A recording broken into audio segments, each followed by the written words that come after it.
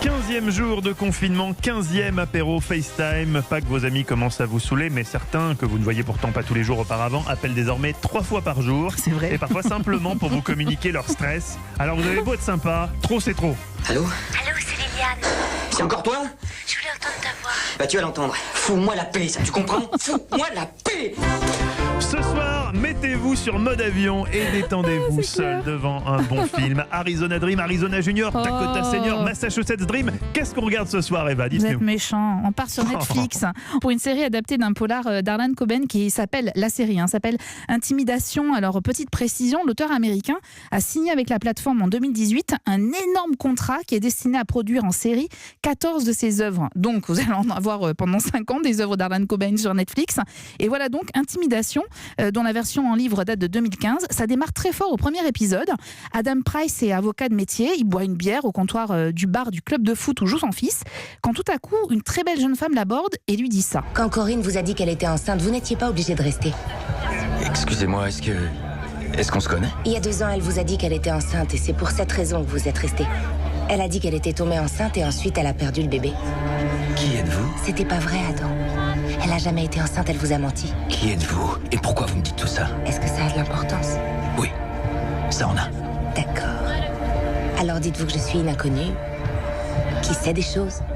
Alors, vous pensez que la suite de la série consiste à savoir si oui ou non la femme d'Adam Price a simulé sa grossesse ? Non, je ne pense pas. Mais est-ce que c'est paranormal comme série ou pas du tout ? C'est Pas juste, du tout, mais pas psychologique. du tout, D'accord. c'est psychologique.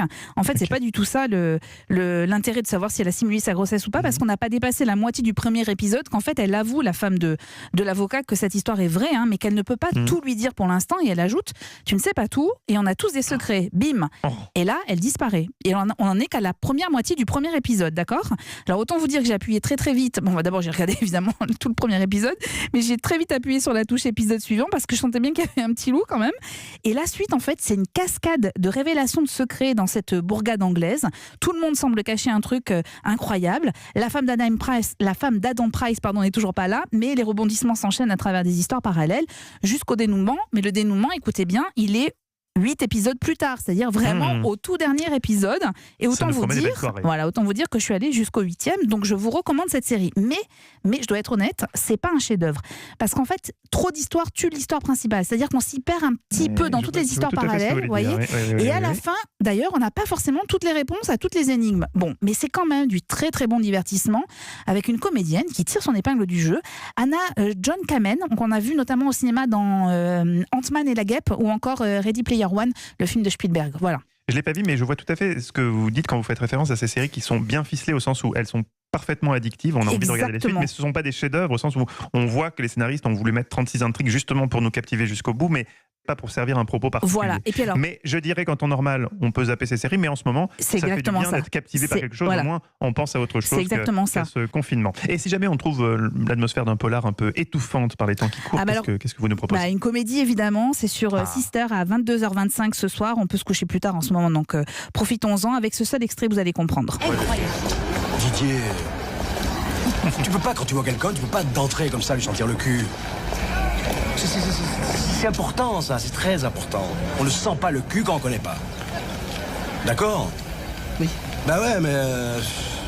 Didier, film 2, et avec Alain Chabat et Jean-Pierre Bacri, où quand Alain Chabat se prend pour un chien que Bacri, agent de foot, est censé garder pendant quelques jours. C'est totalement absurde, mais c'est totalement hilarant. Chabat réalise un numéro exceptionnel face à Bacri, bougon plus que jamais. Et petite indiscrétion pour vous, regardez bien ce soir, si vous re-regardez le film, ce qui est inscrit sur les maillots de l'équipe de foot, c'est marqué chez WAM. Eh bien, chez WAM, c'est le nom de la société de production d'Alain Chabat. Voilà. C'est vrai qui fait et qui produit le Burger Quiz d'ailleurs. Exactement. C'est là que je l'ai vu. Voilà. Très bon conseil, Eva. Et je peux me permettre de rajouter 2 petits conseils comme ça qui me viennent à l'esprit de films vraiment feel good. Ouais. Que la fête commence avec bon Jean Rochefort, Jean-Pierre Bien sûr. Mariel. Tavernier, si je ne me trompe pas. Tavernier, qui n'est pas seulement une comédie, qui est un peu triste aussi, mais avec des moments très très drôles. Et très très drôle, uniquement feel good, Le sens de la fête, sorti il n'y a pas si longtemps que ça. Voilà. Avec Bacri, voilà, c'est ça qui m'y a fait penser. C'est aussi mes 2 petits conseils que je me permets de rajouter comme ça. Je le fais comme ça, c'est gratuit, c'est cadeau.